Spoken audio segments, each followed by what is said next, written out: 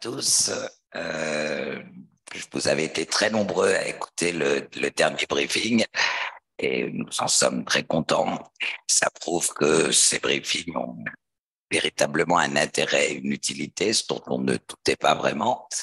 Là, on est tous les trois avec Emmanuel Quidé et puis Igor est sans doute en train d'animer un nouveau thé dansant. Donc, au Tatarstan, je savais pas qu'il y en avait était dansant au Tatarstan, mais pourquoi pas. Mais Arnaud a énormément de choses à nous dire.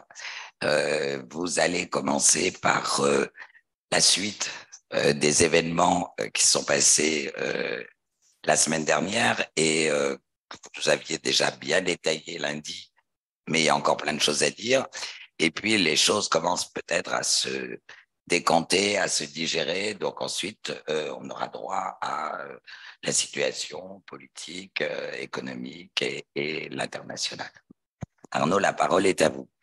Merci beaucoup, Anne. Effectivement, dans un premier temps, je souhaiterais revenir sur bien la suite des événements du 24 juin, avec tout d'abord, et ça me paraît le plus important, un Vladimir Poutine omniprésent politiquement, omniprésent médiatiquement, alors que depuis le 24 février 2022 et plus largement depuis le Covid, il était assez discret.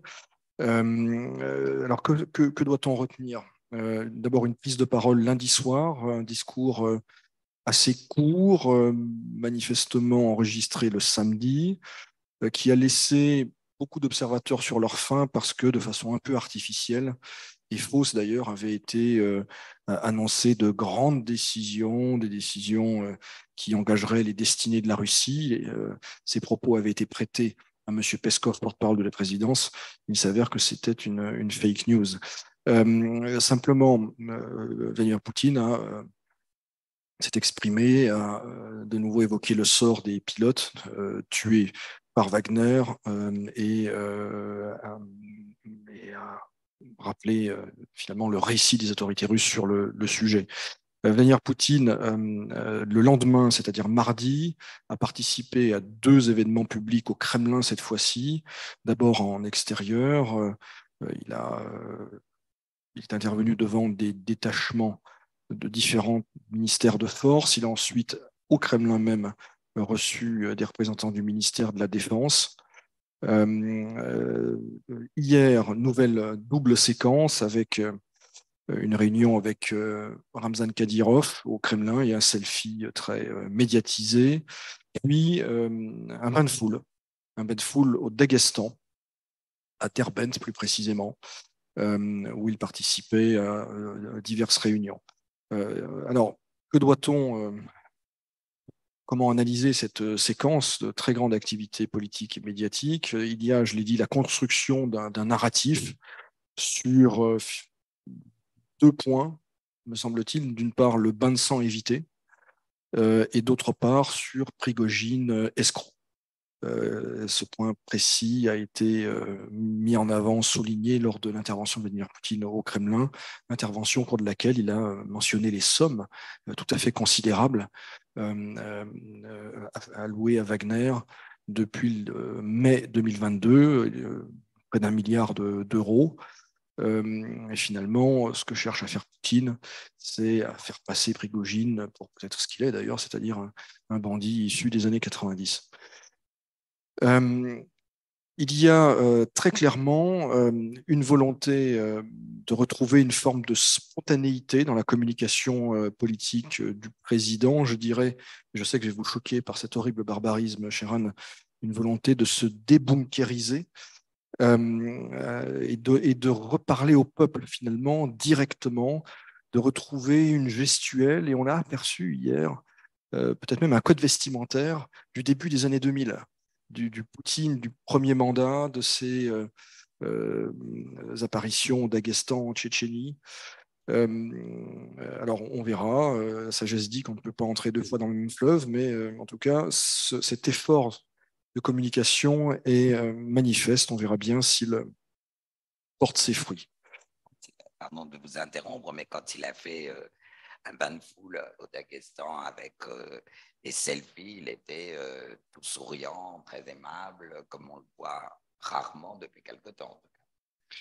Absolument, requinqué, en grande forme physique, manifestement à l'aise et heureux de voir ces foules caucasiennes le soutenir. Donc voilà, c'est effectivement important.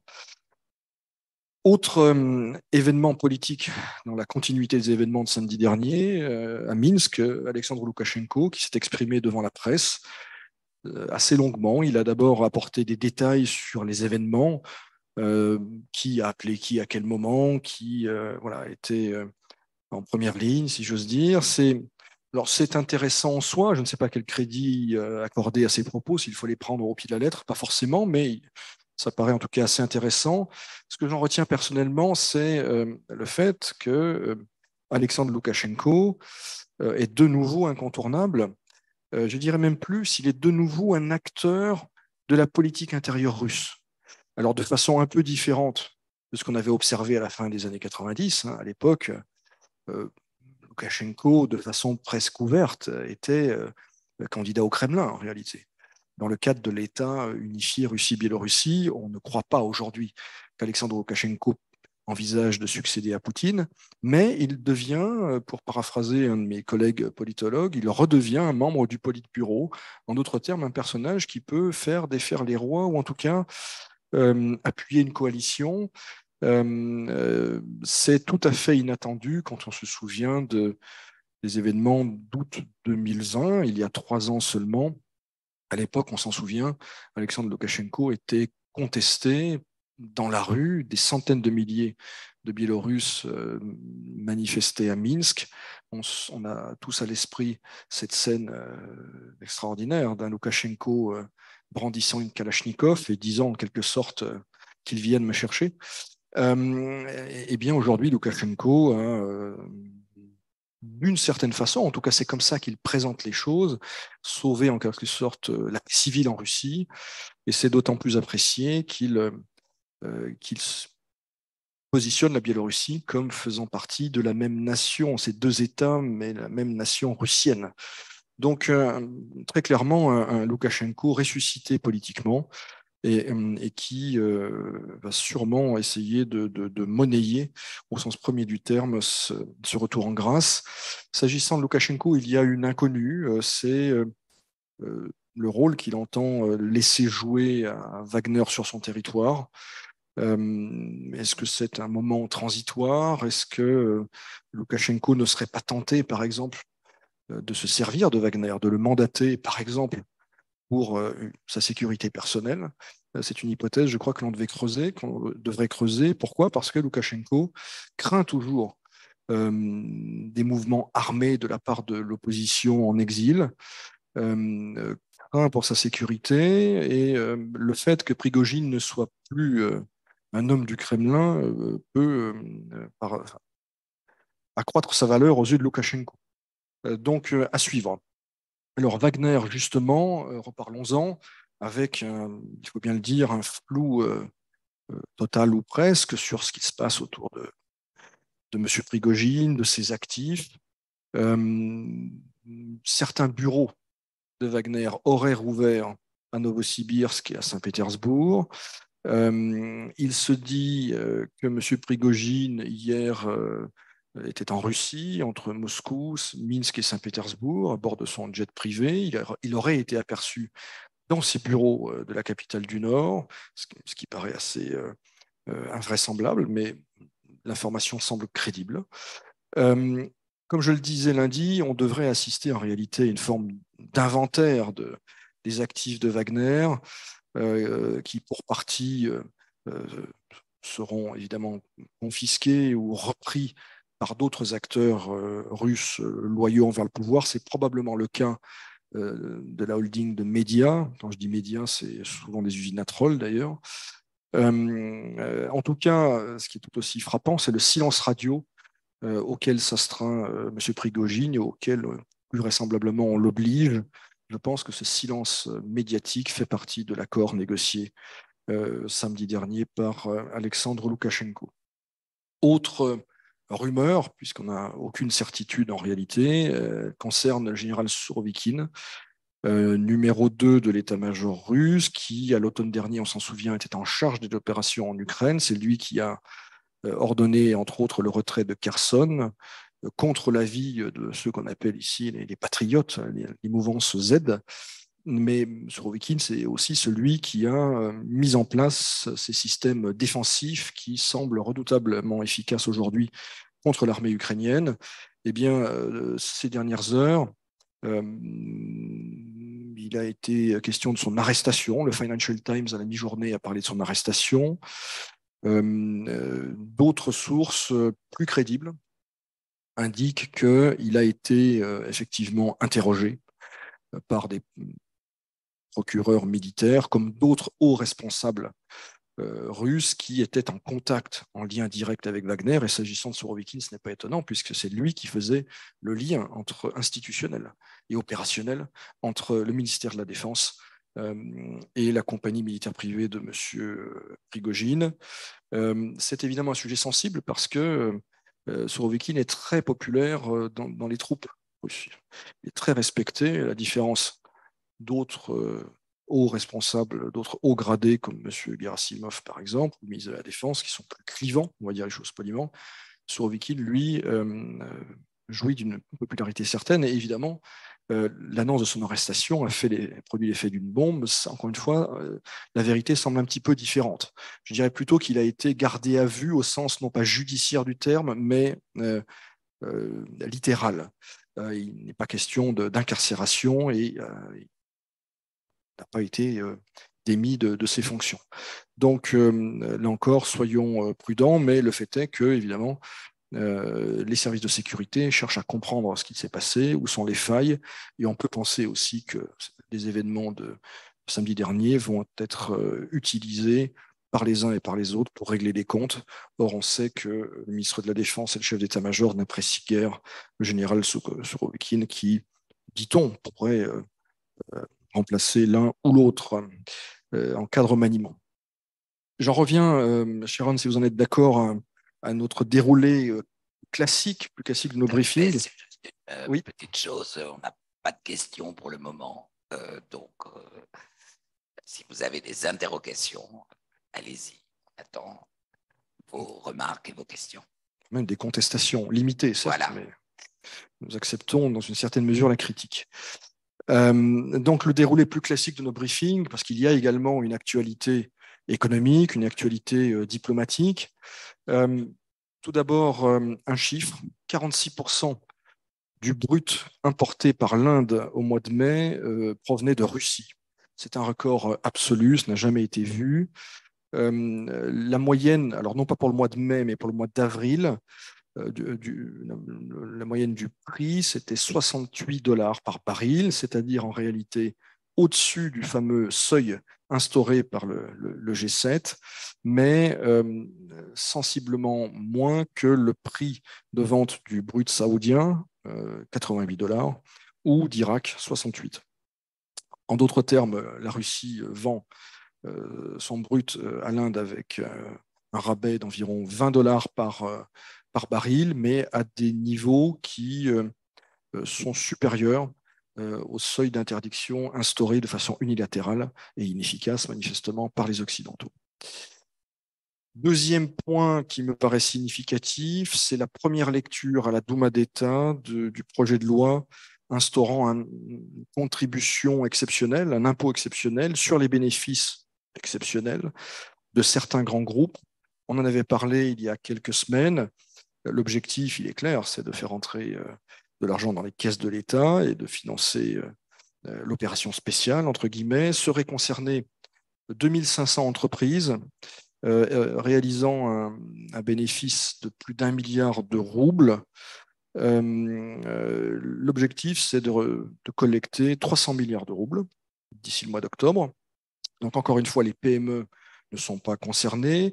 Le secteur des hydrocarbures ne l'est pas non plus. Pourquoi? Parce qu'il a déjà fait l'objet d'une imposition exceptionnelle à l'automne dernier. Et donc, les prélèvements sont déjà en place.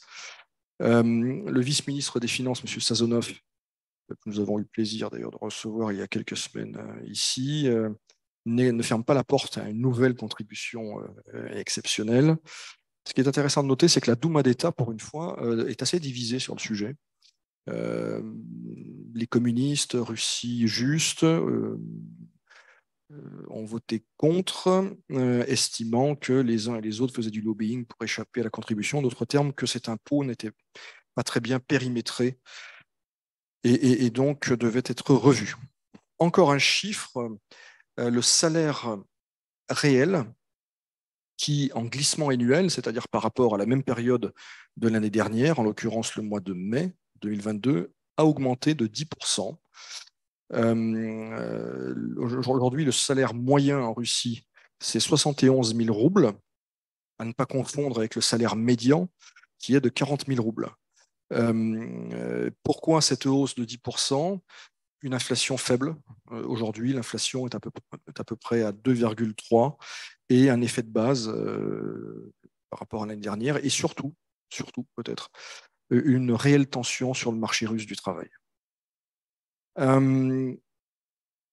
Toujours dans l'actualité économique, on a le glissement du rouble qui se poursuit. J'en ai parlé il y a quelque temps.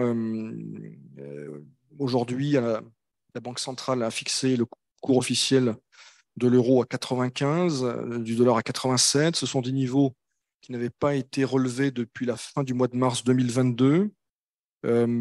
C'est assez élevé, hein, et on se rapproche finalement du seuil psychologique des 100 roubles pour un euro. Comment expliquer ce glissement? Il y a d'une part le pétrole qui reste assez faible, malgré les décisions de l'OPEP+. Clairement, la demande chinoise ne suit pas, en tout cas pas dans les volumes escomptés. Et puis, il y a je dirais, un aspect plus technique et plus ponctuel. C'est la fin de la période de paiement des impôts, enfin de certains impôts par les sociétés russes. Et de façon générale, en mai-juin, il y a une demande des entreprises, une demande de roubles, achat de roubles, ce qui a tendance à le soutenir. Et ce mécanisme disparaît pour quelques semaines. Et donc, de façon là encore mécanique, le rouble a tendance à s'effriter. Alors, un rouble faible, naturellement, c'est bon pour le budget de la Russie. Je répète ce que j'ai dit lors de précédent briefing. Hein. Un baril vendu à l'Inde à 68 dollars multiplié par 87, eh bien, c'est au-dessus de ce qui est budgété. Donc, c'est bon pour le budget fédéral. En revanche, c'est pas très bon, voire plutôt mauvais pour l'ensemble des autres acteurs. Il y a notamment un risque inflationniste réel. Un mot de politique intérieure avec le média Nova Gazeta Европа, c'est-à-dire nouveau journal Europe, qui a été placé sur la liste des organisations indésirables par le parquet général de Russie. Je rappelle que ce média a été créé par des journalistes qui précédemment travaillaient à Novaya Gazeta, un média bien connu qui a suspendu sa publication depuis l'année dernière et dont le directeur de la rédaction, M. Moradov, a été fait prix Nobel de la paix en 2021, si ma mémoire est bonne. Concrètement, ça veut dire que vous n'avez pas le droit de citer, vous n'avez pas le droit d'utiliser, enfin tout ce qui est en lien, en Russie en tout cas, avec ce média. Donc c'est une sanction peut-être encore plus violente que le label déjà très infamant d'agent d'étranger. Quelques mots de politique étrangère et de diplomatie, avec tout d'abord la visite à Moscou hier et aujourd'hui du cardinal Tsoupi, qui a été reçu d'abord par Yuri Ushakov, conseiller diplomatique de Vladimir Poutine, et le patriarche Cyril. Le cardinal Tsoupi est mandaté par le pape pour explorer les voies d'une sortie du conflit ukrainien. Il avait été reçu à Kiev par le président Zelensky les 5 et 6 juin. Deuxième visite, tout aussi symbolique, celle de M. Radan, qui est le chef des forces de l'ordre iraniennes, à Moscou, toujours. Il a été reçu, entre autres, par M. Patrouchev, secrétaire du Conseil de sécurité nationale. M. Radan est celui qui a organisé la répression des manifestations en Iran ces derniers mois. Évidemment, le calendrier de cette visite, dans un contexte russe un peu agité ces derniers jours, a une portée symbolique évidente. Dans le registre militaire maintenant, on a appris l'octroi d'un 41e quai d'aide militaire américain, plusieurs centaines de millions de dollars d'aide avec, de façon assez classique, des munitions, des blindés légers pour remettre à flot, entre autres, ce qui a été perdu ces derniers jours lors de la contre-offensive ukrainienne. Donc 41e paquet, on est à plus de 40 milliards d'aides militaires directes américaines à l'Ukraine depuis l'année dernière. Un coup de fil de Vladimir Poutine à l'émir de Bahreïn à l'occasion de la fête de l'Aïd qui a été très largement fêtée en Russie hier. Les relations entre la Russie et Bahreïn sont un peu sous le radar, sont discrètes, mais elles sont en réalité très intéressantes. Et certains s'interrogent sur le fait, par exemple, que Vladimir Poutine aurait évoqué hier la réactivation d'un vieux projet bilatéral de banque russo-bahreïnie. Donc, encore dans le contexte actuel, cela ferait sens en tout cas. Enfin, et toujours en provenance du Moyen-Orient, une nouvelle liée à Israël avec le Premier ministre Netanyahou qui, lors d'un entretien accordé au Wall Street Journal, a confirmé que son pays ne livrerait pas à l'Ukraine le système antimissile Dôme d'acier. Pourquoi? Parce que les autorités israéliennes disent craindre que ces technologies n'aboutissent en Iran, pour le cas où les Russes parviendraient à prendre certains de ces systèmes. Donc voilà ce que je pouvais dire aujourd'hui, Sharon, sur l'actualité. Écoutez, merci, c'est très complet, très détaillé. Et d'ailleurs, les auditeurs, ils sont sensibles. Un auditeur nous dit bonjour et merci encore pour le travail formidable que vous fournissez pour nous informer. Et il a une question. Quel a été l'accueil général de la population russe au moment et a posteriori face à la rébellion de Wagner? On a pu voir des images sur des canaux Telegram de population acclamant les mutins à Rostov. C'est très difficile de dire ce qui se passe dans l'esprit des Russes dans leur ensemble. Il y a eu quelques centaines de Russes qui sont sortis dans les rues de Rostov, qui étaient sous contrôle de Wagner pendant quelques heures, en tout cas le centre de la ville et les infrastructures militaires. On a vu dans un premier temps, juste après l'intervention de Vladimir Poutine, des, des Wagner qui ont été interpellés par des éléments loyalistes, enfin par des civils qui disent mais finalement, le président a parlé, rentrez chez vous, qu'est-ce que vous faites là? Ça a été, on l'a vu, mais on a vu aussi un peu plus tard dans la journée des badauds qui faisaient des selfies avec les Wagner ou qui les acclamaient quand ils rentraient dans leur caserne en fin de journée. Et ça, effectivement, alors c'est très minoritaire, on ne parle pas de milliers ni de dizaines de milliers de personnes, mais l'échantillonnage est quand même pas très rassurant pour le pouvoir. En tout cas, il n'y a pas eu de mobilisation massive à Rostov, ni à Moscou, ni ailleurs, ni sur le chemin de cette équipée sauvage en faveur du pouvoir. Donc, alors on peut dire que 2023, c'est pas 1991, que c'est effectivement dangereux de se mettre sur le chemin de Wagner. Mais on sent, et c'est pas du tout étonnant, une forme de passivité. Une passivité, les gens attendent de voir comment ça se passe et ne veulent surtout pas être mêlés à tout ça.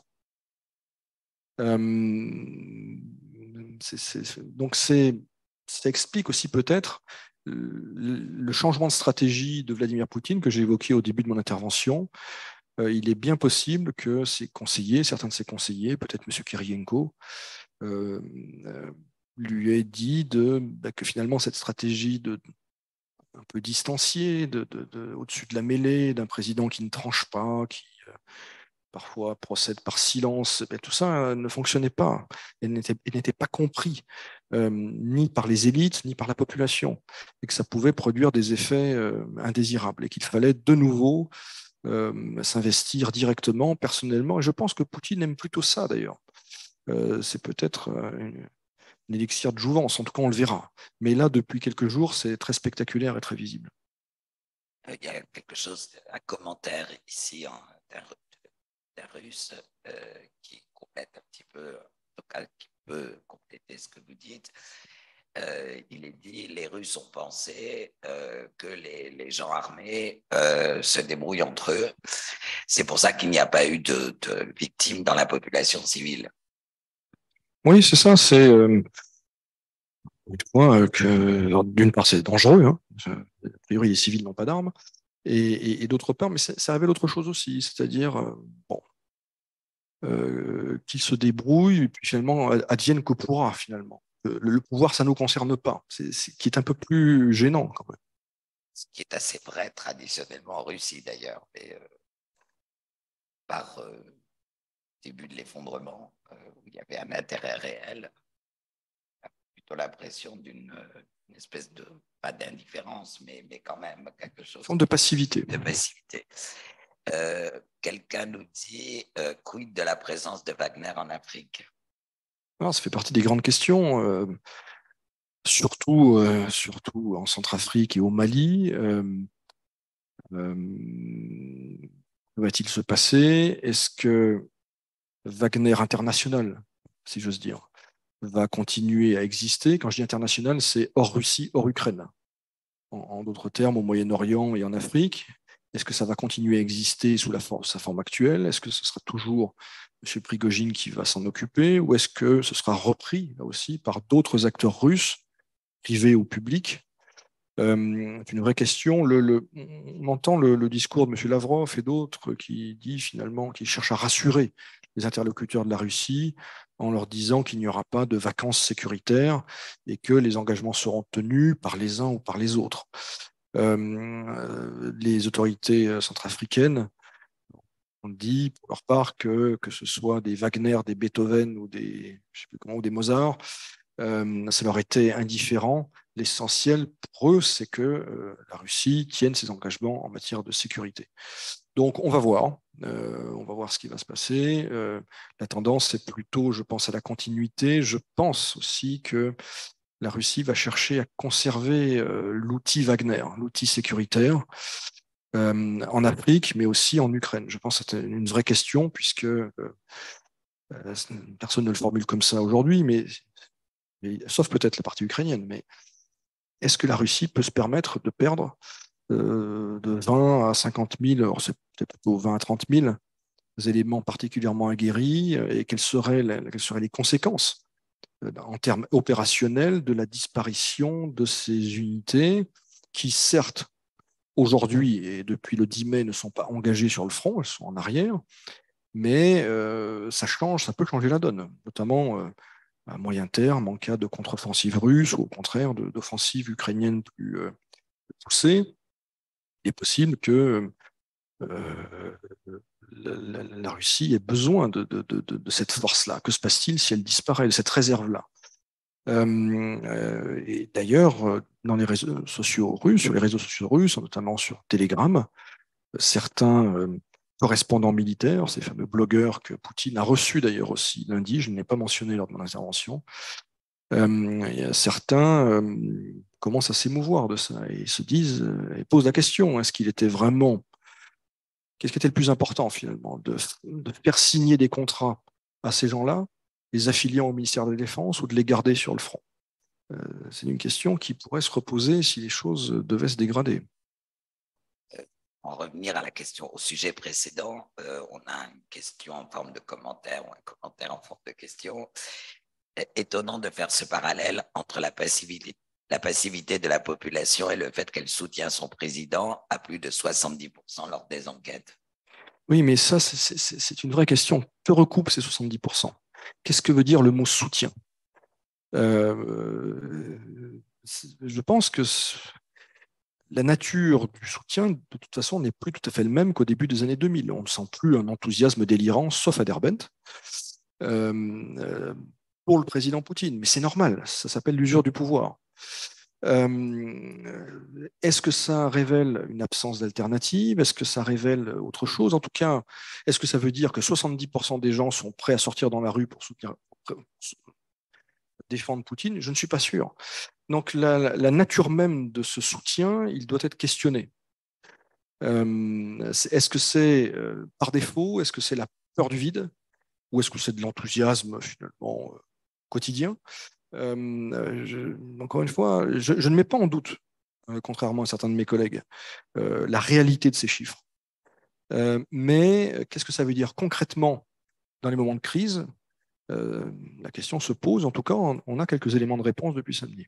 Alors, sur le même sujet, on nous dit, si on lit les commentaires des nouvelles dans les journaux locaux, Internet, entre parenthèses, on constate que les lecteurs lambda sont très critiques.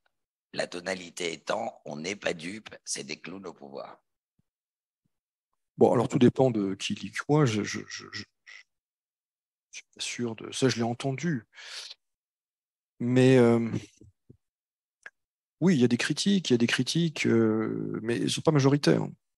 Il y a des critiques des deux côtés. Des critiques, c'est finalement comment on en est arrivé là, pourquoi on n'en est pas autrement. Bon, le mot clown, je ne l'ai pas entendu, mais ça existe sans doute, oui. C'est entre guillemets, donc ça doit être une citation. Alors, toujours sur la question Vladimir Poutine, je lis tous les jours la presse internationale qui donne des propos à tout va sur le devenir de Poutine. Je lis récemment dans la presse belge, les journalistes belges sont les plus réalistes sur ces événements, comme quoi la Russie envisage de créer un modèle anti-occidental. Oui, alors ça, ce n'est pas nouveau, que la Russie se pose en pôle politique, voire même civilisationnel, antagoniste de l'Occident, ce n'est pas nouveau. Sur les perspectives de Poutine, bon, il est évident, on entend, on entend quoi en Occident? On entend le mot faille, on entend le mot division, le mot affaiblissement. Il y a une part de vérité. Il est évident que ces événements sont malvenus, à la fois pour la Russie et pour ses autorités, donc le président Poutine. Est-ce que ça constitue un affaiblissement majeur? L'avenir le dira. Encore une fois, le mythe de la verticale du pouvoir a été battu en brèche. Ça, c'est plutôt fâcheux. Mais en fait, le vrai critère, c'est quoi? C'est ce qui va se passer sur le terrain. Si ces événements aboutissent à un affaiblissement militaire de l'armée russe en Ukraine, là, ce sera assez grave. Pour le reste, je suis prudent sur les perspectives politiques de Poutine. Je pense qu'il sera candidat l'année prochaine, assez largement réélu, même très largement réélu. Il y a deux scénarios deux hypothèses qui peuvent contrarier ce scénario. C'est celui d'une défaite militaire russe, très claire, ou à l'inverse, une victoire ou quelque chose qui pourrait être présenté comme une victoire militaire russe. Les deux hypothèses, en tout cas avant le printemps prochain, me paraissent peu probables. Autre question, toujours concernant Vladimir Poutine, mais sur un autre sujet. Pourquoi Poutine n'a-t-il pas reçu Monseigneur Zoupi, surtout que Zelensky l'avait reçu? Peut-être une question de calendrier, peut-être aussi une question de protocolaire, de niveau protocolaire. Il est évident que Vladimir Poutine aurait reçu le pape. Mais le cardinal Zoupi est un émissaire, et donc qu'il ait été reçu par le patriarche et le conseiller diplomatique du président n'est pas aberrant. Enfin, Poutine a pu considérer qu'à ce stade-là des discussions, ce n'était pas nécessaire et pas forcément, ça ne s'imposait pas non plus d'un point de vue protocolaire. Alors, vous avez énormément de remerciements et de compliments. Voilà. Et ceci en particulier, avant de partir en vacances, merci infiniment pour vos briefings précieux, nuancés et approfondis. Et une suggestion, d'ailleurs, êtes-vous en contact avec les autres CCI pour leur suggérer de faire la même chose, au moins de façon mensuelle? Il serait génial d'avoir des infos économiques et sociales d'autres parties du globe, Thaïlande, Argentine, point de suspension. On pourrait faire passer le message au directeur général Chinsky, qui justement, en ce moment, je pense, pour contrôle, participe à la réunion annuelle des CCI du monde entier et pourrait faire passer ce message. Et, oui, Pavel est à Paris, une réunion des directeurs, et Gilles Chenesso, donc le président, aussi à Paris pour une réunion des présidents. Et ils ont discuté en fait de ce que me disait Pavel, que j'ai eu au téléphone hier soir, et il me disait ils ont discuté de ce que faisait la Chambre de Russie, et ils étaient assez impressionnés par ce que nous faisions. Donc, on peut leur conseiller, effectivement, c'est une bonne idée. On va leur conseiller. On leur imposera rien. La Russie ne leur imposera rien pour une fois. Non, on ne faisait que raconter. Donc, oui, on pourra le conseiller. Et ajouter quelque chose. Moi, je vais donner une information pour ceux qui auraient l'intention d'aller à Sochi en vacances. De plus en plus, on demande aux estivants, une fois sortis de la plage, de s'habiller et de ne pas traîner dans les rues en maillot de bain. Et j'ai entendu que c'était la raison en était que c'était anti-esthétique et anti-hygiène. Et messieurs, si vous voulez vous promener en short, il faut que ce soit absolument des Bermudas. Je te laisse la parole. Je n'ai pas de Bermuda aujourd'hui. Donc, on a une question supplémentaire, Anne. Absolument. Avez-vous des nouvelles de l'enquête concernant la destruction du barrage de Kakhovka? Comme cela a été avancé a priori, l'inondation qui s'en est suivie semble aujourd'hui bien être un désavantage sur le terrain pour les Russes.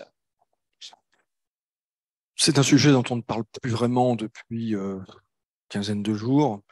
J'allais dire, c'est le jeu de l'actualité. Il est possible aussi qu'on ne veuille pas vraiment savoir ce qui s'est passé. Il y a trois hypothèses, encore une fois. L'hypothèse, les Russes l'ont fait exploser. Les Ukrainiens l'ont attaqué et donc ça résulte d'une attaque ukrainienne. Et je rappelle, pardon, que les Ukrainiens, et ça a été filmé, avaient effectivement attaqué le barrage par des missiles américains à l'automne dernier. Il y a une troisième hypothèse qui semble crédible, c'est celle d'une destruction, enfin d'un accident, c'est-à-dire que la structure était endommagée, était fragilisée, et à un moment, eh bien, la force de l'eau a emporté certaines vannes et une partie de l'ouvrage. Je ne sais pas, je n'ai pas d'informations. J'ai lu il y a des arguments pour les trois versions en réalité, mais il est vrai que la Russie a perdu d'une part l'approvisionnement en eau de la Crimée, et ce n'est pas rien. On sait que ça faisait partie des objectifs de l'opération spéciale, reprendre le contrôle du canal et assurer l'approvisionnement en eau de la péninsule. Aujourd'hui, tout ça est fragilisé. D'un point de vue militaire en aval, c'est moins évident, même si effectivement les Russes n'avaient a priori pas grand-chose à gagner à ça, mais je me garderai bien d'émettre un avis définitif parce que, encore une fois, on ne sait pas ce qui s'est passé. Alors, je remercie l'auditrice qui me précise qu'à Cannes, par exemple, on risque une amende si on se promène torse nu. Je ne suis pas torse nu non plus. Juste une précision sur ce que tu disais, Arnaud. Ce qui est intéressant, c'est qu'il y a au moins 2 ingénieurs, dont un Français diplômé de l'école centrale, qui appuient cette thèse. Et je suis comme toi, je n'en ai aucune idée. Et un Américain, je crois. Mais pour eux, c'est une destruction naturelle du barrage suite à sa fragilisation. Mais on vous remercie, c'était le 154e briefing aujourd'hui. Juste les petits rappels habituels. Donc, les briefings ont lieu 2 fois par semaine, les lundis et jeudis à 17h30 heure de Moscou, 16h30 heure de Paris. Vous avez notre hotline pour poser des questions, hotline@ccfr.ru. Vous pouvez vous abonner à nos newsletters sur les réseaux sociaux Telegram, Twitter et LinkedIn en tapant CCI France-Russie à chaque fois. Et puis, bien sûr, vous avez le calendrier de tous nos événements sur le site ccifr.ru. On vous remercie beaucoup. La CCI France-Russie reste à vos côtés. Et tenez bon. Merci. Au revoir.